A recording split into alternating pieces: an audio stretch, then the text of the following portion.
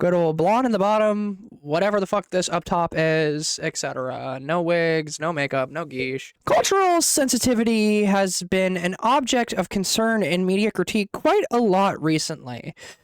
We see the rise of more progressive stories and more left-leaning ideology taking center in Hollywood that our media also begins to lean that way. As an avid enjoyer of media, I also take part in critique, as seen as many videos on this channel that have come before this one. And you often hear the vast amount of opinions around any one piece of work in media that is currently out.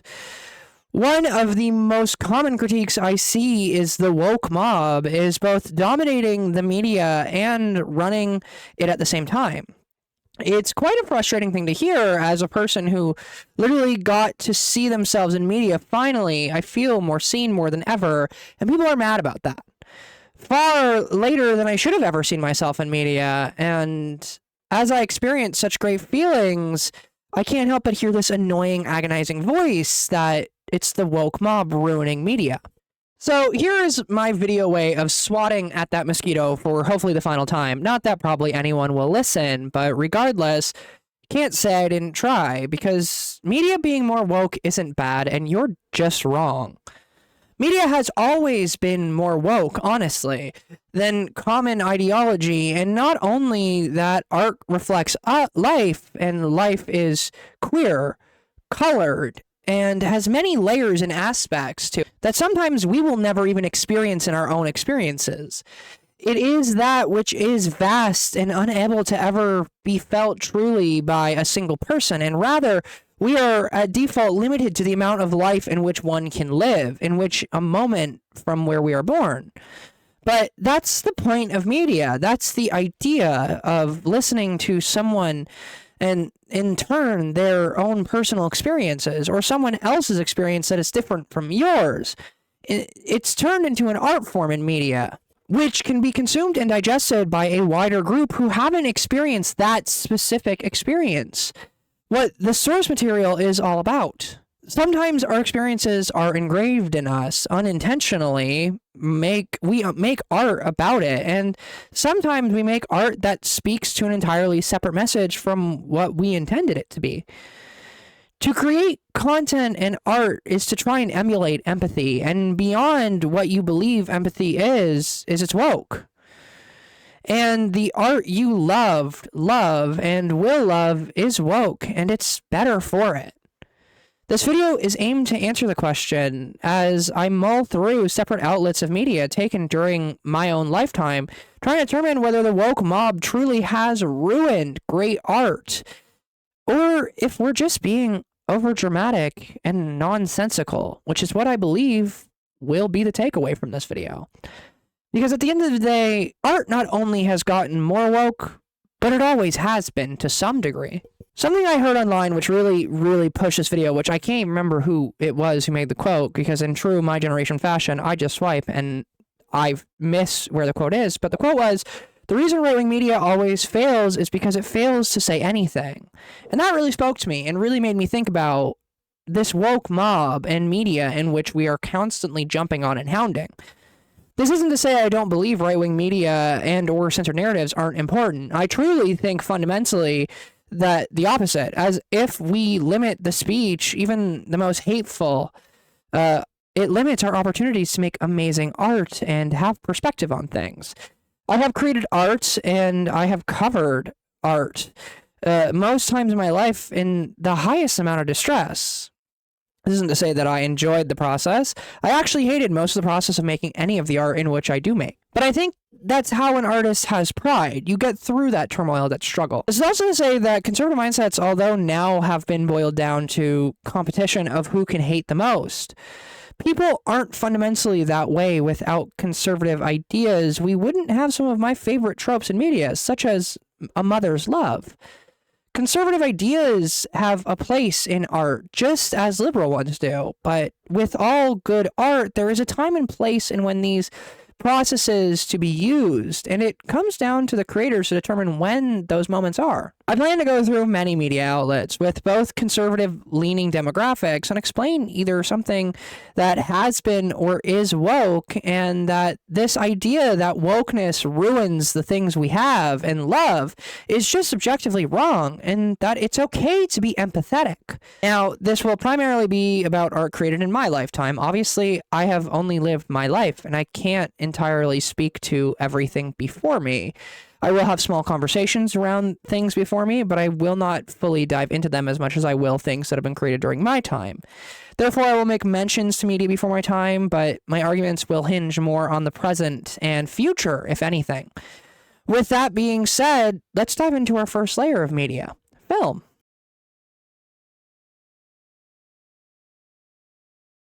The film industry as a whole has a grander grasp on media generation complex for longer than my parents, even my grandparents have ever been alive.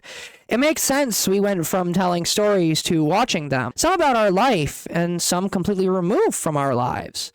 A movie's goal is to tell a grand narrative in a digestible and watchable film in which people will feel intrigued to view and remain in their seats, holding their focus for the entire runtime. Movies also have massive anti-woke audiences, with so many film bros refusing to accept modern contemporaries unless they meet some set of fictional standards that they have created in their minds as to justify their dislike for a film before even watching it, honestly, most times. This isn't even to say that you should give a movie a chance if you don't think you're going to like it. Truly, if you're going into something with the preconceived notion that you're not going to like it, you're probably still not going to like it by the end. And you're going to come out of the experience with the same notion that you went into it with. It's how we're wired. What I am saying is sometimes giving a movie a chance is worth the shot, especially if the reason you won't watch the movie is a part of what makes one of the highest rated films of all time loved, even if you don't realize it. Many movies in the modern era have been hit with this wokeness gun. Movies such as Barbie, Hereditary, and Wicked, all of these movies having elements of wokeness specifically in their use of female leads, yet are monumentally successful. Believe me when I tell you, all three of these films are all very woke, and yet they are heralded as movies of a lifetime and widely loved by the masses. And they aren't the only ones to gain this title, but my next set of movies were never called woke in regards to the messaging and wokeness approaches. We look at movies such as The Matrix, Lord of the Rings, or Schindler's List are all movies heralded for once-in-a-lifetime depictions of what it means to be truly cinematic. Yet all three are just as woke as the previously established movies. Yet that doesn't seem to bother the demographic of film bros. The Matrix famously is a movie made by a trans woman as a stand-in for the trans experience that has now been co-opted and completely misunderstood by its general audiences, who every time they make a red and blue pill analogy are often admitting to being trans, at least in the intended way of the writer. Lord of the Rings is a story based on resisting the evil from within the ring and to fight the powers above oneself. Some could say the entire point of the story is to have empathy and to understand right and wrong. And Schindler's List is literally a movie dedicated to giving a realistic depiction of one of the worst tragedies to have ever been known to mankind. And somehow we are still comfortable with a genocide happening in parts of the world currently as we speak. And these are just talking about films with high ratings throughout time on IMDb. This isn't even discussing current day classics that have fallen ill to the wokeness disease. Movies such as The Joker or Avengers Endgame, although tend to center narratives more skewed towards specific demographics, a demographic of film bros and film analogies of men-centered ideas. I hate to be the one to say this, but without feminism and diversity, none of these conversations around men and their mental health and around the narratives that these stories try to push would have ever happened. The real men raved about non-woke media would never be enthralled by a film that discusses men's mental health struggles in a genuine, honest way, and by their own argument, it's soft to like these films. Feminism and representation is a multi-layered concept that sometimes are blatant, such in how women fight scenes plays out in Endgame or is less known, such as the conversation around mental health only happens because of feminism. The push to women's rights and the knowledge around their health advancing has had many positive effects on men and society as a whole, separate from women. Even movies with no political opinions or concepts are still woke, whether you want to admit that or not. Movies such as Spirited Away, Land Before Time, and Tangled all have very different elements of wokeness and all came out prior to the woke wave, in which is always said to be taking over Hollywood. Tangled is a movie that is centered around women while having secondary male characters that do more than just undermine the female counterparts. And although they can save the day, never are they the center of the narrative. Land Before Time has a female characters that demonstrate non-traditional femininity, such as single motherhood, tomboy behaviors, and found family that further represents a wider narrative of women and men. Very woke, if you ask me. Finally, Spirited Away, that has so much rooted in tradition and traditional values, and many who are against wokeness love, is still woke. It shows different types of body types and non-traditional attractive characters in prominent roles. We have a younger girl who isn't sexualized at any point and is our main lead, and we have a male counterpart to her that isn't simply a love interest. So much of films, past, present, and most likely future, are either sprinkled with wokeness and or entirely enveloped by the mentality that woke is good. At the end of the day, who cares if a movie leans towards women anyways? They are 50% of the population who deserve to be seen. Who cares if the narratives we watch have queer elements? It can help someone alone feel seen. Who cares if racial inequalities are addressed in our films when we have still yet to address them in our very real life? Sometimes a movie doesn't have to be for you. Understand what it is for those who it's actually for. One of my favorite films of all time is Us, and the movie has never been intended for me, but it doesn't mean I can't understand and love the narrative. That's the point of art, after all. It's why so many misunderstand The Matrix. At the end of the day, you can always go to music to avoid wokeness from films, though, right? It's why so many people misunderstand The Matrix. And at least at the end of the day, you can always go to music if you don't want to be berated by the wokeness in films, right?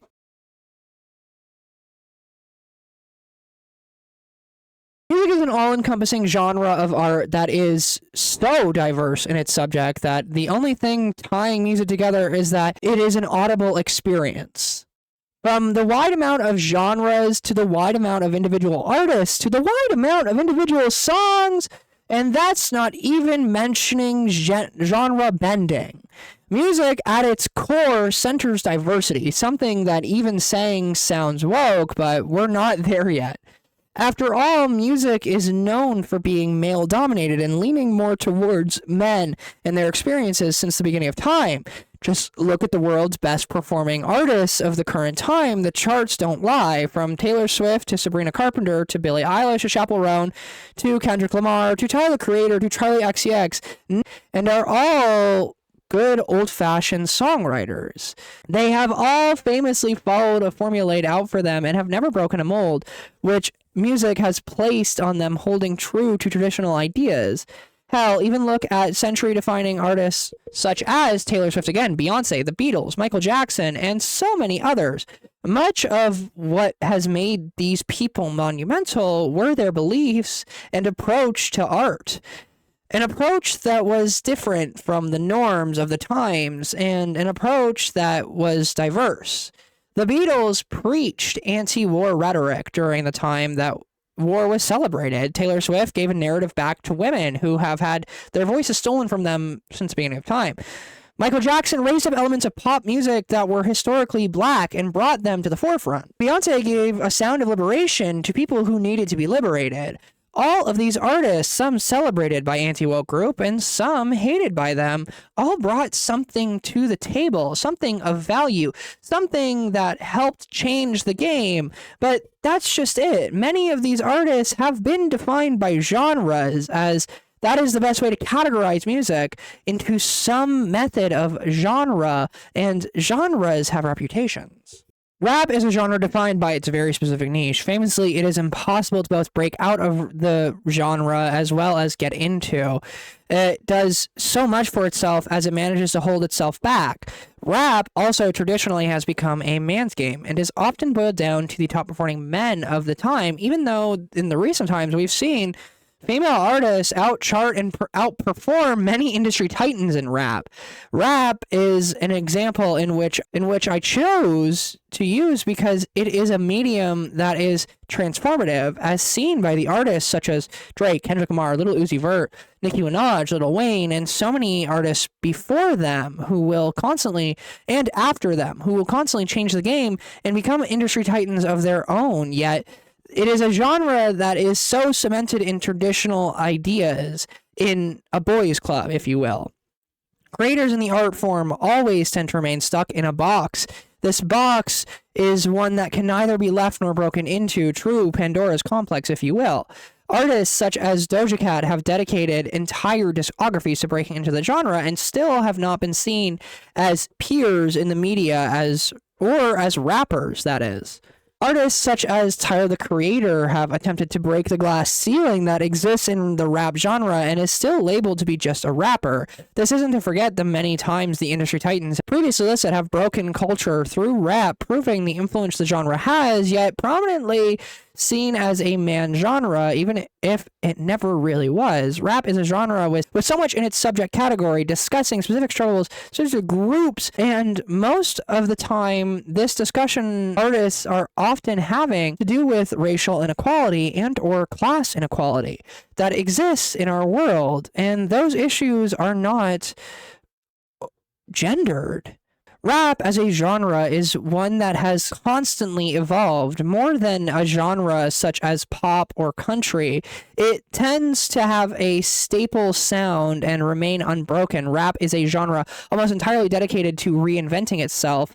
With each generation of artists, it doesn't have a staple sound or idea. Now, more than ever, we see rap reinventing itself, giving so many industry icons that are women the shots that they have always deserved. From Nicki Minaj to Missy Elliott being industry breakouts who paved the way for women after them, to Cardi B, a woman who has took what the previous generation built and laid down the rest of the groundwork to get more women in the door, in artists such as Doechii, Megan Thee Stallion, Doja Cat, and more.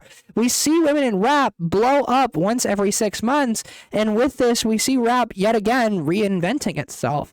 Rap has always been political and woke as a genre in music. Whether we wanted to admit it or not, we see with each generation that the fact remains true, whether it be a woman calling out men for mistreatment they've received simply for being a woman, or critiquing the same system that male rappers do before and have critiqued before them. It will continue to change as a genre. Which brings us to a genre that almost never changes and feels like it's always remained as a classic: country. Country as a musical standard is set. There is almost a formula to make a country song nowadays. And although I have not very many positive opinions of the genre, everyone knows more than one country song, and it speaks to itself as such an old and well-known genre. From Carrie Underwood to Garth Brooks,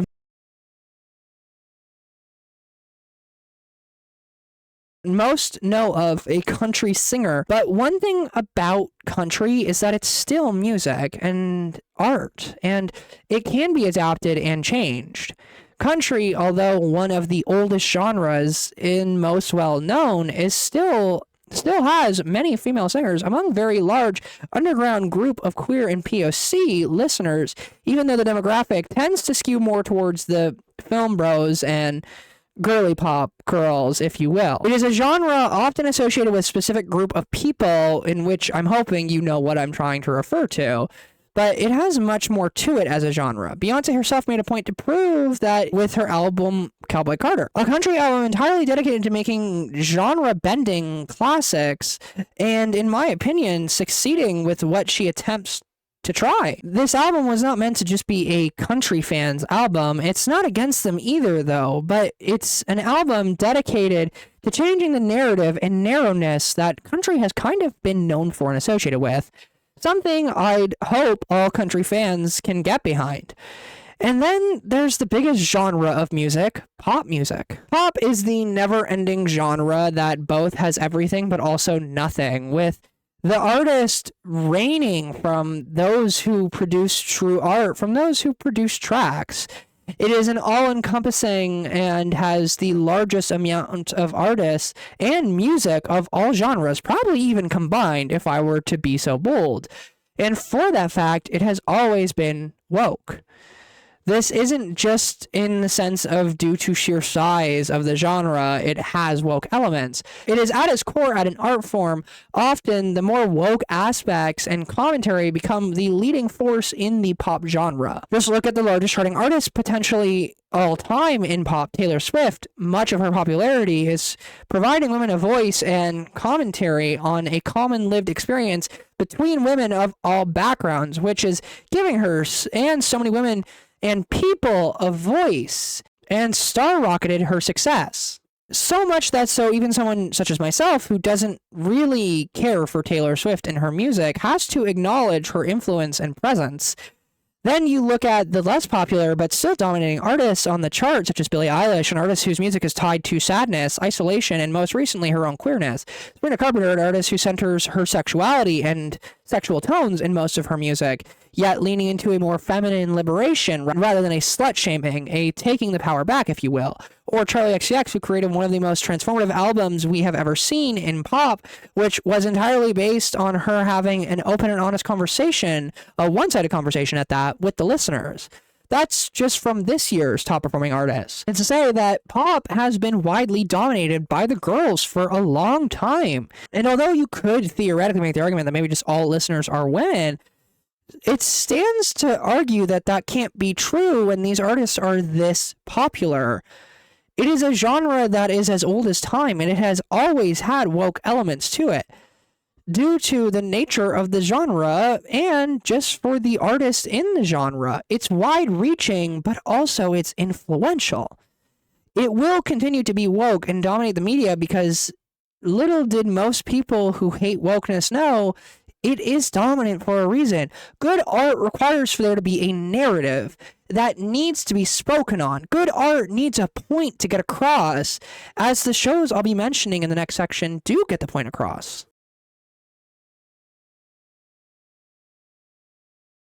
The silver screen has been a constant evolving medium since coming into our homes in the 1950s. I find all art is reflective, and sometimes art predicts and or reflects life, and television is a great medium for that exact concept. From long-running shows such as The Simpsons to Family Guy predicting elections to future events we have witnessed as television tells both our stories and others. After all, the way in which television operates is simultaneously loose, where movies get years of development and entire teams dedicated to making sure everything is faithful and good. Television often has tight deadlines and requirements, which allows for mistakes and more alternative takes to slip through the cracks and provide the viewer and people involved a more genuine depiction of these scenes. Actors can't always get a perfect take or get a take done as it was originally intended due to time constraints, but often those improvisations and on-the-spot changes of the script become more iconic staples of the shows. Not to mention when you have shows such as The Simpsons, which is the longest running television program of all time, you're bound to accidentally predict the truth of the world in a show that is dedicated to critiquing it. Critique is often something we forget about in media, but all art is critical, and television provides us with the perfect window of that criticism of that current time.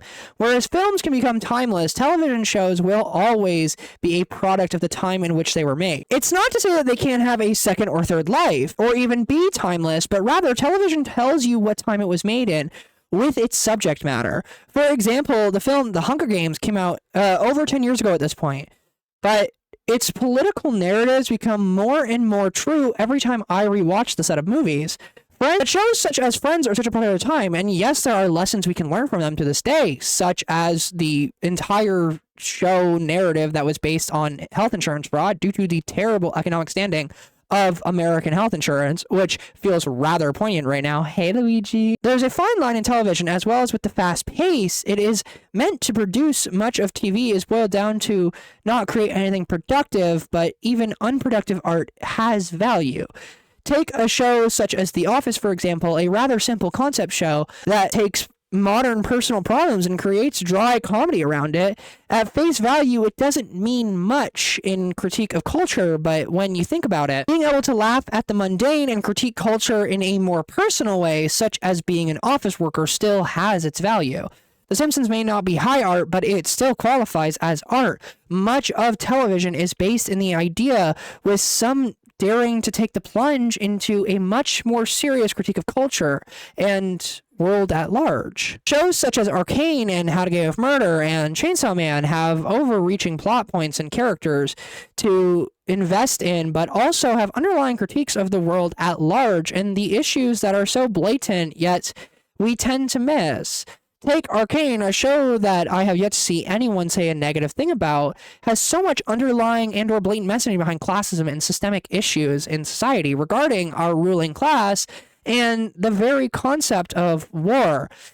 How to Get Away with Murder spends so much of its runtime dedicated to a murder mystery, but also spends the same time critiquing the judicial system in which takes place. Chainsaw Man is a show with religious undertones that, although narratively is about devils, yet again, the show also critiques the ruling class and how power feels unchangeable from the top down. These are shows that use fiction to critique reality, and they do a good job at that. Our world is flawed, as is our standards, and these shows take that and create conflict head on. Chainsaw Man does it in an action-packed way. How to Get Away with Murder does it in a politically acceptable way, and Arcane does it in a direct way.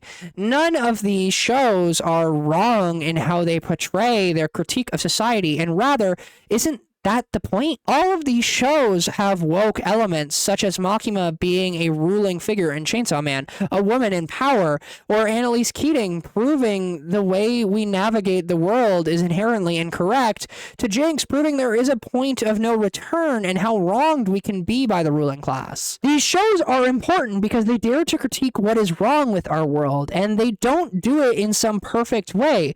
They do it in such a flawed way. Jinx is morally corrupt as a character, but her actions are so right. Annalise has spent more time in her life being told no than yes, but she will push the limits. Denji can't see himself as human, but he refuses to let others see him as lesser than.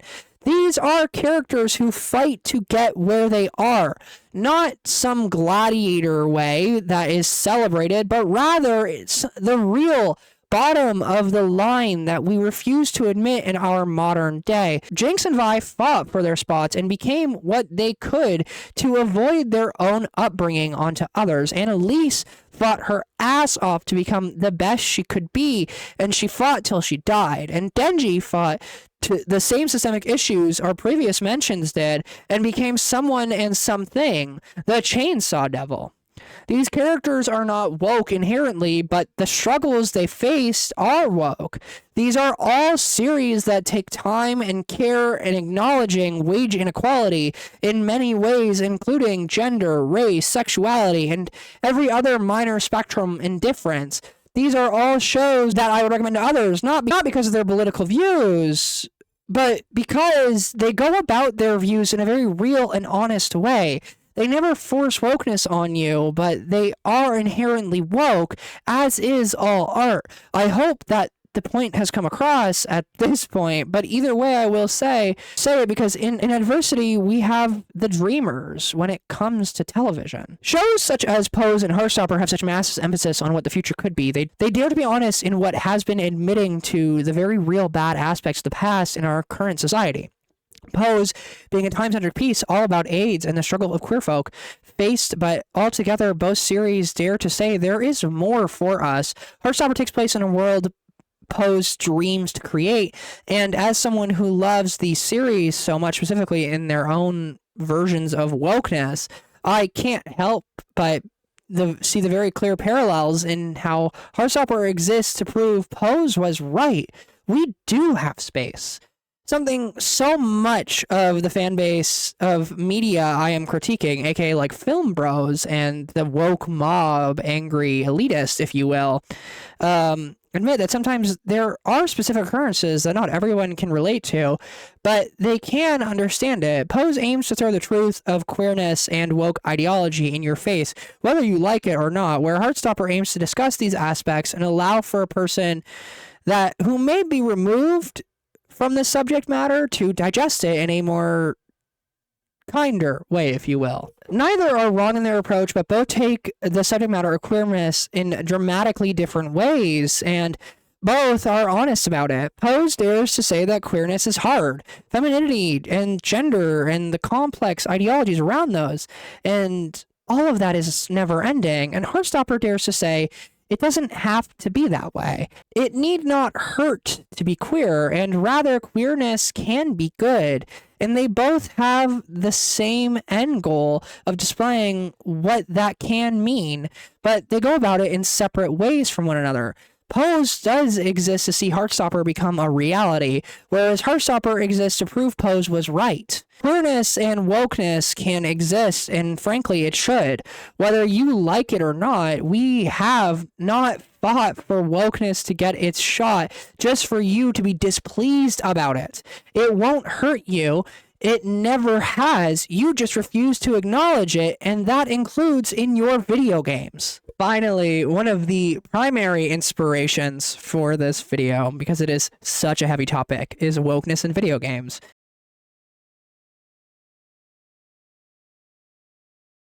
And the video game industry as a whole, and how the group in which are often critiquing video games and throwing, if I may be so bold, tantrums over gaming getting woke, which, to be fair, isn't actually wrong. I think you're right. Gaming is getting more woke, and it's not just a figment of your imagination. But gaming has always been based in pandering, and it just has changed the demographic in which it's pandering to. Gaming always pandered towards a specific demographic, being young boys and or young men, and so it often has pandered to an audience for profit, what I just said. But we see more games leaning into less of that marketing strategy and open to marketing to a wider than just that demographic, resulting in games becoming more woke. But we forget many games have been woke. Take Pokemon, for example, a game that has always had options to play as female and or male characters. There is a wide variety of Pokemon to choose from to have on your team, which all have differing aesthetics and create a wide variety of dynamics. Pokemon has remained consistently one of the most successful games of all time, with every release bringing the mother company success. Then you even have the more grungy and more man-centric games, and yet we still have industry outliers with large success. Games such as Assassin's Creed has a political and societal messaging within the games since their creation, and even leaning more into the first-person shooter category, you have games like Left 4 Dead, which always has had more political talking points and consistently had playable female characters on the same level as the playable male characters, with many interactions implying the women could be more capable. Halo's secondary lead is a woman, and even though first-person shooters have traditionally been not as accepting for female audiences, they have always been an option, and many women have been in the gaming space since they were young. The difference between now and then is that we just see games making a conscious effort to actually advertise and tempt more women into, and queer people into, breaking into their gaming spaces. Developers and companies are now making conscious efforts to include all walks of life in their games and allow for everyone to see themselves, and it's working. For games we've known for being tough and manly, such as COD and Rainbow Six Siege, we have a plethora of multicultural characters you can choose from, and yet people who tell me I wouldn't survive in a COD lobby can't get over their own superiority to play the games they love. For your information, I survived many COD lobbies. Then we move on from the more traditional FPSs to the more modern day iterations, such as Overwatch, Valorant, and now Marvel Rivals, which technically not an FPS. Don't get off my dick. All games that have dominated competitive shooters as a genre and are directly competing with one another, yet all leaning towards the same outcome, diversity. From the more femme fatale characters such as Reyna, Widowmaker, or Hela, to the more nerdy, less sexually expressive characters such as May, Killjoy, and Penny Parker. Although Marvel Rivals does over-sexualize all of its characters, besides the point still stands. There are characters and designs from all aspects that it's fine. It doesn't hurt you that the best solo queue character to show off your skills in is a woman. It doesn't hurt you that women and people of color and queer people are just as visible as white men. For fuck's sakes, there's a talking gorilla and hamster in one of these games, and you're more concerned about Tracer's woke agenda. Take a moment to be serious for once in your fucking life. At the end of the day, gaming as a genre has evolved, and what was once a boys-dominated space has begun to be more open, and it's opened its doors. And that's not a bad thing. At least it shouldn't be, because at the end of the day, it gets companies more players and more people willing to spend money, which is what this video is actually all about.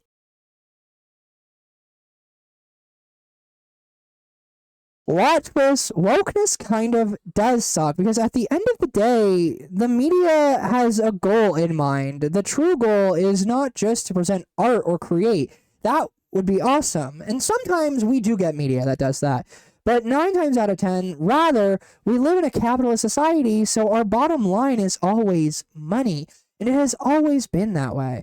One of the biggest reasons why we see such a push in directions of wokeness in media is because it has proven to be profitable, to be more diverse. It makes more money to relate to more people. And now we are seeing that line form of what is too much diversity and what isn't enough. Wokeness has become more prevalent, but not because the left is abducting the culture. I'd wager the people who are making many of the calls of these woke decisions are actually right-leaning, and rather they are just doing what media has always done, which is a vehicle to make more money. It's not some woke culture war, it's profit margins. There certainly can be an argument made that we are beginning to see pointless slop be shoveled into our mouths as consumers with how wide our diversity net has gotten. But this wokeness increase has also created some of the most beautiful art I've ever seen. The point is, media as a whole has always been woke, whether you want to admit that or not. And it will continue to become woke as not governed by politics or individuals, but rather it's governed by profit. If you don't want your media to be woke, stop taking part in the world then, for God's sake. Be a hermit. Live out your life in isolation. Honestly, everyone else would probably feel better about that if you're still complaining about wokeness to this day. You probably won't do that, but at least I can say that I asked you to. But at the end of the day, if you could at least choose to whine a bit less if you're choosing to stick around and watch all this media, that'd be nice. I have been Enigma Bizarre. Goodbye. I called it the silver screen. That's crazy. Because I want to do something lazy, even though this video is far from lazy. It has taken ages, and it'll probably take ages to edit. But that's besides the point.